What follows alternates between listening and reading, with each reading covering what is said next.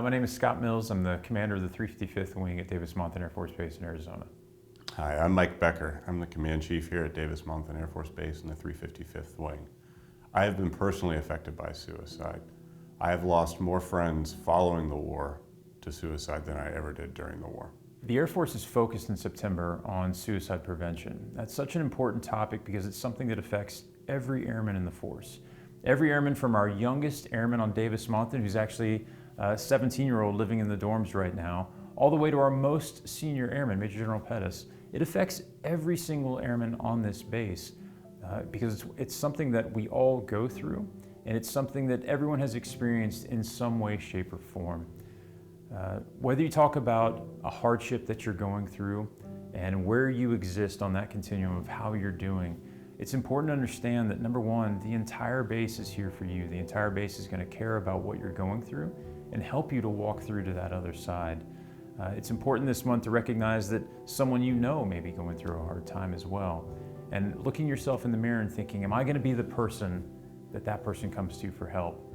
And the best we can do as airmen is to strive to be that person, to strive to be someone that someone comes to when they're going through a hard time. The first people that are going to notice these are those closest to the person, whether it's loved ones, whether it's co-workers, close friends.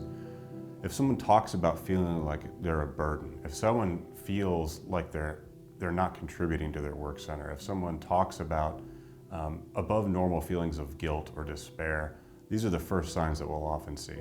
This is one of the most important questions we ask. We ask it of each other, and we should be asking of ourselves.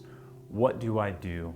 And the first part you have to do, the first step, is you have to care enough to take action. You've got to care enough to notice. So when you form those connected relationships, when you understand what right looks like, when you see a deviation from that, you've got to be willing to give that airman or that person the most valuable thing you have, and that's your time. Another thing that a person can do is do their best to remove lethal means of suicide from someone who you believe is in distress. In this kind of case, minutes matter. If you can ask someone to give up their lethal means, even for 5 minutes, it could make all the difference in the world. But what I'd really like our airmen at Davis-Monthan and across the Air Force to really think about is making that decision to give that airman your time, to ask and really listen to the answer of how are you doing? How are you doing inside? And when the answer doesn't check, when the answer is a deviation, when you clearly sense that something is wrong, to put the time into that airman to help them get to right.